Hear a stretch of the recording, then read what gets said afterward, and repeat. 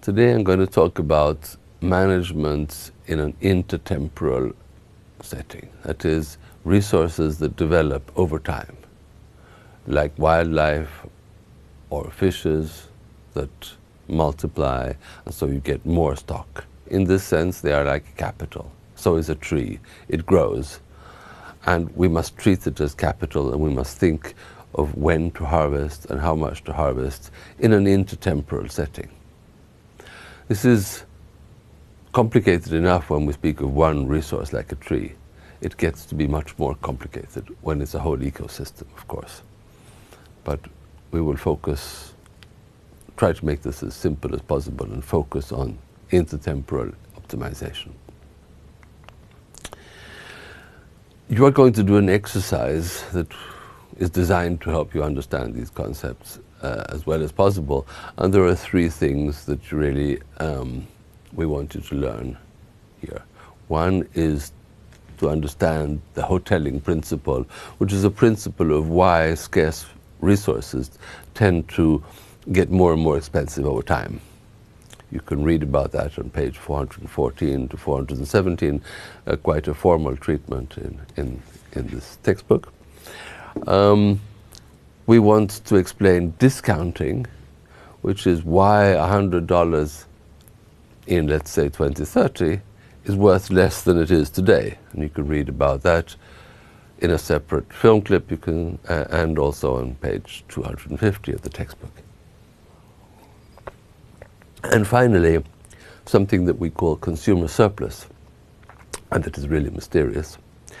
It does not mean too many consumers. I have seen that mistake once in a translation to Vietnamese of a textbook where they said consumer surplus is a theory that there are too many consumers. But that's wrong. So starting with hoteling.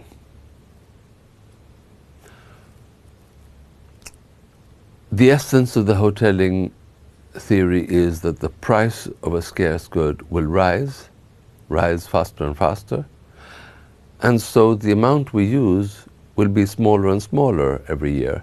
And if we use less and less, for instance, always use 10% of what is left, then resources can actually last sort of forever.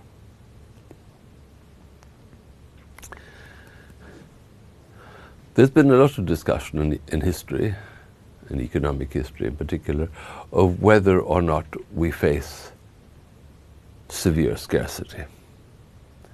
And Malthus is very famous for this, an economist who lived a long time ago, one of the classical economists, and who predicted that we will always be doomed basically to a life of scarcity. He says that humanity has a tendency to multiply, we become more and more, and agricultural productivity cannot keep up, and so basically we will always be living at the bare existence minimum.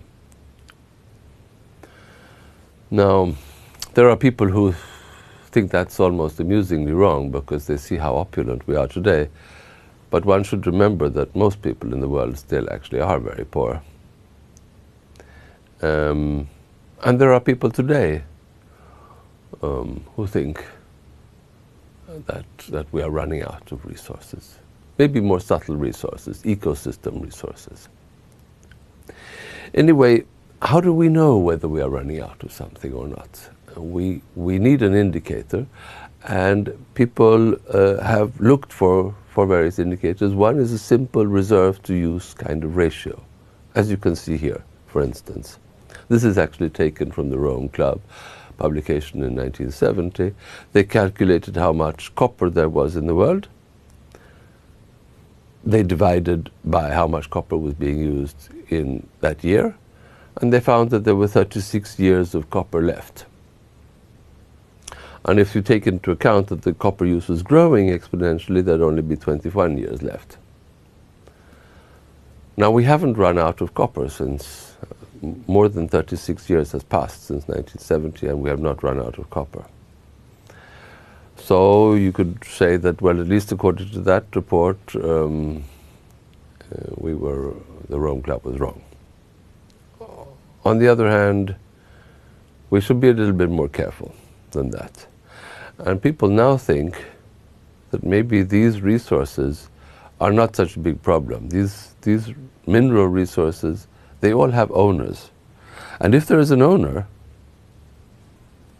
and the owner hears that, oh, we are running out of my resource, let's say of oil or of silver or something, then he will think, oh, we're running out of it. It will be more valuable in the future. Maybe I should keep some and save it for tomorrow. Maybe I should raise the price already now. And so this is the kind of mechanism, this is the thinking that leads to and explains why the price rises. And we can model this very much more formally. And that's something we will do in class. Now I'll explain another important concept. Here we have a demand curve. If the price is 8, nobody wants this product. On the other hand, if the price is 2, then the demand is 15 units, let's say tons or something. So that's the demand curve. Now look, suppose the price is 2, perhaps because the marginal cost of extraction is 2, then this sector produces 15 tons at a price of 2, and so this sector has an output of 30. That would be the GDP contribution of this sector. The value of this sector would be 30, let's say, $1 million. Now suppose in the same diagram, the price would have been 6 instead. Then the demand would be 5. And now what would be the GDP contribution, the value of this sector? Well, you multiply 6 by 5 and you see it's worth $30 million. So if you believe a lot in GDP, you should say that it doesn't really matter if we get 5 units at a price of 6 or 15 units at a price of 2. But there seems to be something wrong with this argument. Which do you prefer? 15 ice creams that cost 2 each, or 6 ice creams that cost, 5 ice creams that cost 6 each? Obviously, it's more fun to have 15 ice creams that cost 2 each. But where is that in the numbers? Well, that's where the consumer surplus comes in. The area above the demand curve is called consumer surplus. And if you get 15 units of oil at a price of 2, then the value to humanity and to society here is really the triangle, or the integral under the demand curve. It's the difference between what you would have been prepared to pay and the price that is the joy of the purchase. That is what we want to maximize. That number, however, is not in GDP. Why don't we have the consumer surplus in GDP? Well, because GDP is a useless number. And the trouble is that this blue area here, that is the whole point of the transaction, that is not exactly available as a number, because we don't know the demand curve with certainty. The only thing we really know is that point. We know that 15 is bought at the price 2. We don't know exactly how big that triangle is, and so we can't make statistics out of it. We can't publish that as a public statistic. We don't exactly know the shape of the demand curve. It's only in the textbook that we have that exact knowledge. The third thing I want to tell you about is discounting.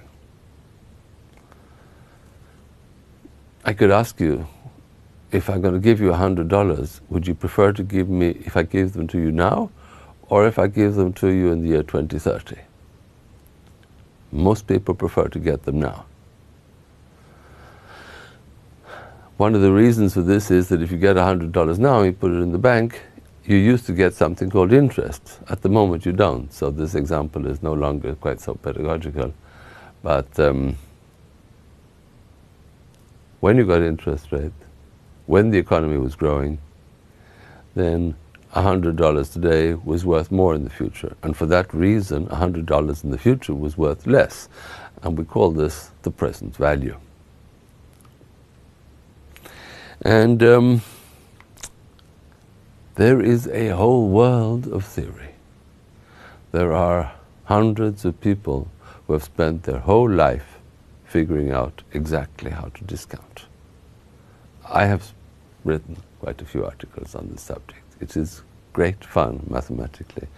And I produced a separate video for the more mathematically oriented that explains the foundations of discounting and how you decide the discount rate.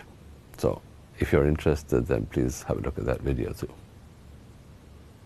Thank you.